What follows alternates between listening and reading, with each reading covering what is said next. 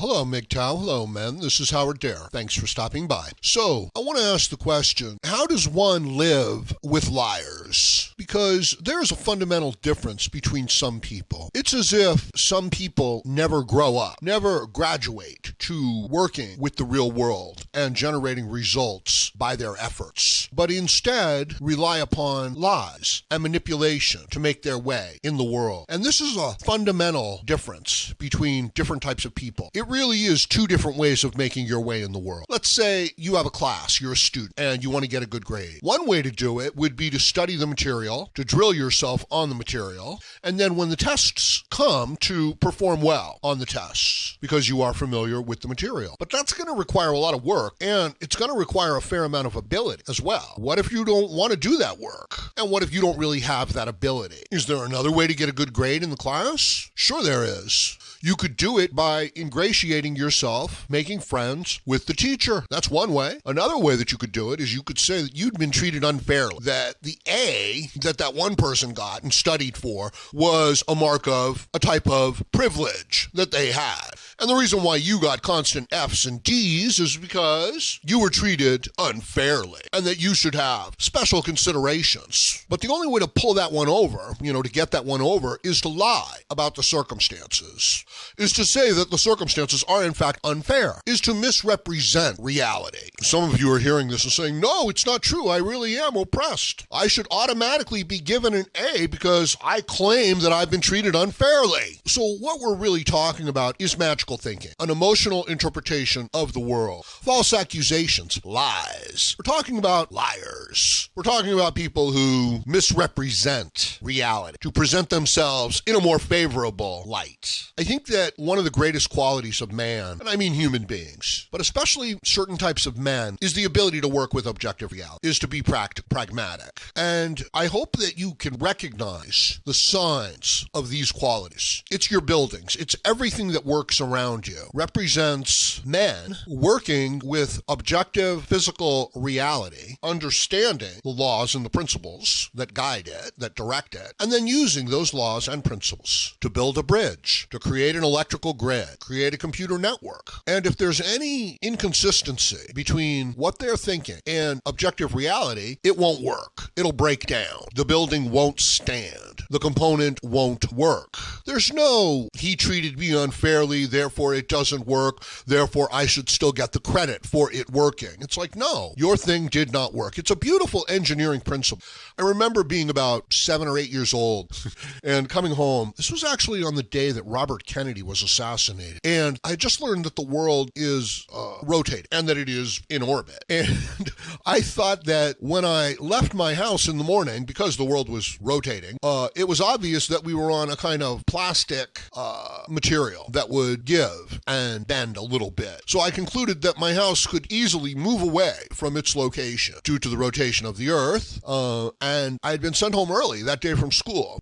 And I got home and I recognized that my house was still there. And I was very relieved. And it occurred to me that the world operates under certain physical laws and rules. And at first I thought, well, this is terrible. We can't have magic flying dragons. We can't have, made up things in the sky that we just, look to. That in fact it was a set of physical laws and they could not be bent. They could not be circumvented. But if you understood them, you could use them and work with them. So it was possible to build an airplane, but you had to understand the physical principles involved in order to make it work. And that was the only way. And as I said, at first I thought, oh, this is terrible.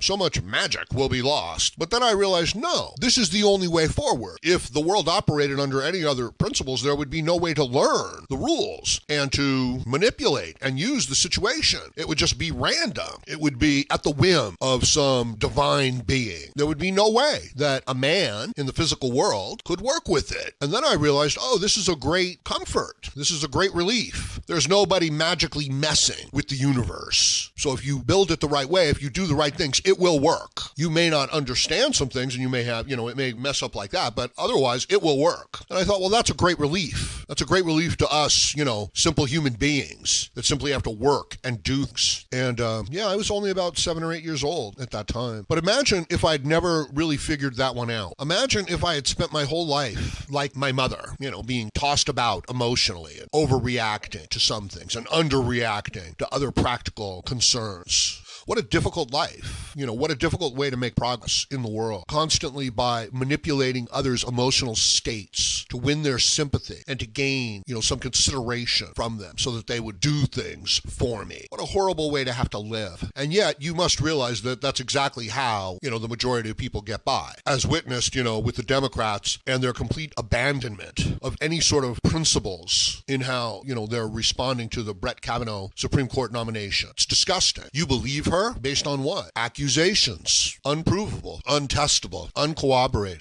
And yet we're supposed to base our behavior in the world on the whims of an emotional basket case. No, I won't do it. As a result, I'm in a smaller select group. It's very difficult to coexist with people who have no principles and no understanding of integrity, because that's what it takes. It takes a type of integrity to work in the physical world, to work with the rules, to work within the rules, to understand the rules, and then to take advantage of the rules. This is science. This is how you make progress. But this is not how everybody opts. In other words, if you have a worker and they do good work, you want to hold on to them and encourage them, all right? This is something that, you should do in the real world in order to have good workers. But what if you've got people within your organization that don't agree with, your good workers politically? And so now they're going to undermine them, undercut them, and tell lies about them, and maintain political campaigns against them. Look, one of the things about an effective political attack is that you won't know that you're being attacked. You will think that it's based on real reasons, but you will see that the people constantly,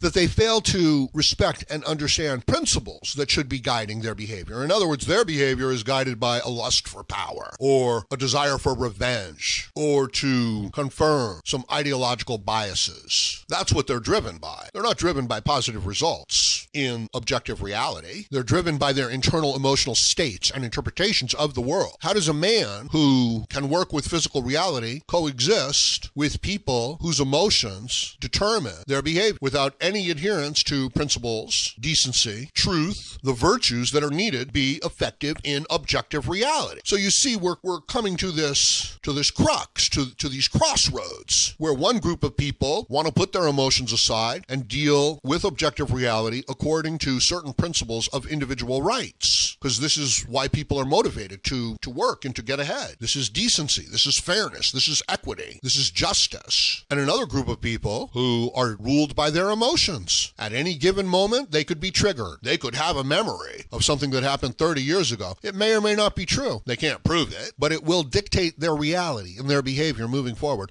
They could just be making it up. They could just be a dirty, fat, old, rotten liar. It's possible. Why would someone's emotional truth have any effect in reality anyway? What do we care? What you feel. We care what's true. What power it would confer to be able to just make up your feelings and tell other people, what they should do in the world because of how you feel. So this is what we're dealing with. We're dealing with people who want to control the world based on made-up feelings of theirs. In other words, they don't like Donald Trump, so they're going to make up stories to destroy his character so that they can secure political power. Like, yeah, but we can tell that you're making up the stories. They're not true. See, this is why I told you an effective political attack is you don't realize it's a political attack, that it's just based on a desire for power, that it's not a legitimate concern, not legitimate accusations. As a man, I have been destroyed by false accusations. Okay, that's part of the reason why I make MGTOW content. It's not possible to make progress in the world if other people can lie about you, and then other people will believe them. Based on the Democrats' behavior regarding Brett Kavanaugh